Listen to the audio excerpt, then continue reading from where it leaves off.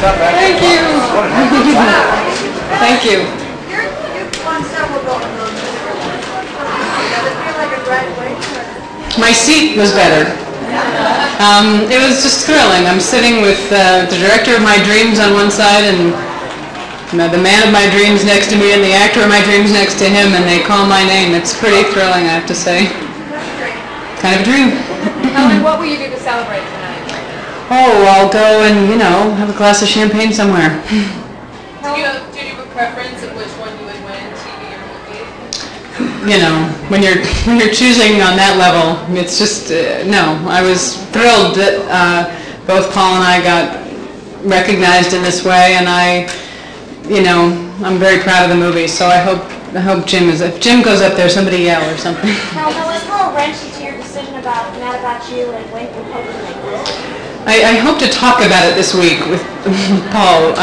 We really have not at all. I directed my first episode of Mad About You Friday night, and that really filled my brain and took up every ounce of energy I had, and so we just sort of decided to put the decision off until then. But the truth is, my movie career has benefited from my movie career. I think actors on television are sort of promoting their movies every week, and I haven't missed a single part I've wanted to play. So the one thing it won't have anything to do with is my movie career. I think the decision will have more to do with whether Paul and I can get excited about doing another year, if we think there are stories we're excited to tell, and how much we can stand being away from our families, the amount that we are when we do the show. Is it easier or difficult to try to separate the fact that NBC now has more attention on you, given what's going to be on schedule? It doesn't really factor in, it doesn't really factor into our lives at all. Do you want the Seinfeld slot? I don't know. We could put us on Saturday mornings, as long as the shows are good, and I don't have a time slot thing. No, I've gotten to do things on our show that you could never do in a movie. You could never follow a relationship in the detail that we've gotten to do it. You have to meet everybody in a movie, and the boy has to meet the girl, and on this show we've gotten to do things you can't do in film, and obviously the opposite is true, so I hope I never have to choose. Have you all these years directing, have you learned about the characters in the show? Well, thank you. Sidney Pollack was my guest star, so I found myself saying, Sidney, if you could, you're right, Oscar, that would be great. It was incredible. What do you think is about as good as it gets that created so much appeal? I think it's Jim Brooks. I think it's his writing. I think he wrote stories about three people who realized that caring about somebody is just a terrifying proposition, and we all have experienced that, and I just think he's really touched by something pretty unique and brilliant. You talk about getting the role. I think it was originally written for someone a little older, and you got... Yeah, I think he expected and planned on hiring somebody quite a bit older, and I read it and loved it and just sort of bullied my way into an audition, and he sort of had a glazed over look in his eye, and then I started to read and his eyes cleared up a little, and I got the part, so. What was it like kissing Jack Nicholson? Was it like kissing Jack Nicholson? It was very delicious. I don't have one. You want to offer me one? Or? Have you had a chance to speak to Jack, or was this at all? No. What will you say to him? You can joke when something's going right that is the award winner, but was there a moment when you felt this was all coming together and this kind of accolade was that you feel it's deserved? I don't totally understand the question. Well, just a sense of, do you feel when it's coming together right that you recognize other people are going to also? I saw the movie once and I was paralyzed with fear, and I saw it a second time and it moved me, and so when I saw it that second time, I felt pretty proud to be in it, I have to say. Isaac Mizrahi. Thank you. This way, right?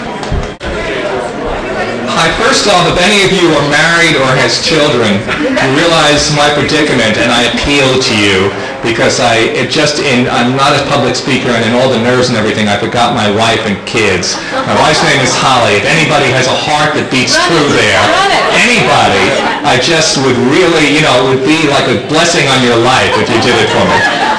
Yeah, Holly. Every time we've asked somebody about the film, they keep coming back to you and what you created.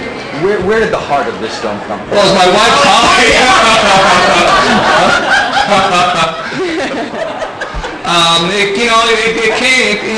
It came from the opportunity for people, for a bunch of us to work together that really cared. It's tough to get a chance to do a movie like this now, where where you stumble if you try and explain it to anybody, let alone ask them to give you enough money to make it. So we all felt the opportunity, I think, and I think that's where. Obviously, it was a combined effort, but when we see Jack and Helen here with their Golden Globes, they also made this film live. What was it like for you directing them in this story? It was Holly put it great when she said, my wife Holly, just put it great when she said, it's like work. It's not woo-woo. It's like everybody working hard, and when it gets tough, when they talk about acting, when they talk about people stretching or taking a chance, those are very easy terms. It's difficult to do, to not play it safe, to reach out for a character, and that nobody ever looked the other way, and nobody ever rolled their eyes, and everybody just kept on slugging it out and working, and just how hard it was to make things look effortless. I think that's what was great with these guys. Well, I'm scared all over. Yeah, no, I'd like to think of myself as a low-maintenance actor, but I did before I even started. Jim said we were going to have to work very hard, and I asked him for extra help. It's great when you work with somebody a lot, you can do that. And it's a scary part. It's a hard part to play, actually, but also not much fun. What do you think of Pierre Fonda and Shirley both winning tonight? That was great. I mean, this was kind of like old-fashioned tonight, wasn't it? I expected drunks next, like I used to have. I don't know if any of you were old enough to see. That was actually a tribute to Rita Hayworth and Jim. That's my high moment at the Golden Globes when she mooned the entire audience. God love her.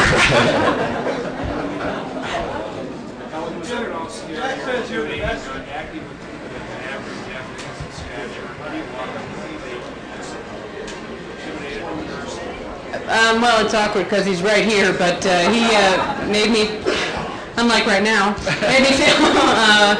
he made me feel like his leading lady. He went out of his way to do that every minute. And then I didn't thank Jim's wife either, but I also didn't thank Christy Z and Bridget Johnson. I have to say, these are two, pretty intense, men, and I had these women to lean on, and who helped me very much. So that's what I blew up there. Jim, Jack says you're the best writer in the business. Are you inclined to agree? Yes. Jack and my wife are the only ones that think so. What was your wife's name again? Does this couple live happily ever after? Or does that matter? I sort of realized the other day, after all the struggle to try and figure out how it ended, that well after the fact, I take pride in the fact that this is a romantic comedy that doesn't demand for you to root for the couple to be together.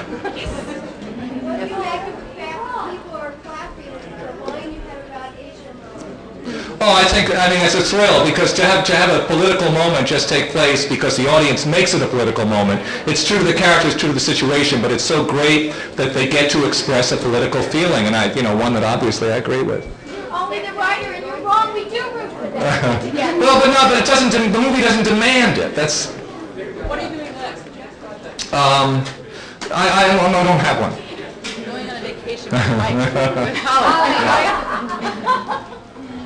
Did you tattoo me? Pardon me? Who did it? I think so. Never say never, but I sort of, I work so rarely, and the idea of sequels to me, when you work so rarely is tough. Anything you'd like to say to Greg Kinnear? Well, I'll tell you, thank you so much, because I'll tell you this, that, Jack, I wrote it for, Helen walked in, and that changed everything. The part of Simon, I'll never have to, I'll never have to go through something like that again. Helen went through a lot of it with me, where you wouldn't believe the number of actors I saw, people I respected, people I'd killed to work with, and Greg was the guy in the world who was able to nail this. And you know, and I think his work is respected and stuff like that. As much as you respect it, man, when you've been through it like we have, I mean, it's just amazing what the guy did, because the balance was like that. What about Verdell? Yes! Oh God, yes. I mean, you know, we believe the dog did an acting job. I mean, that's what we worked on, that's what we believe. Are you guys prepared for the possibility of Oscar in your future? Oh man, I may come from tonight, you know. Thank you. Thank you. Thank you.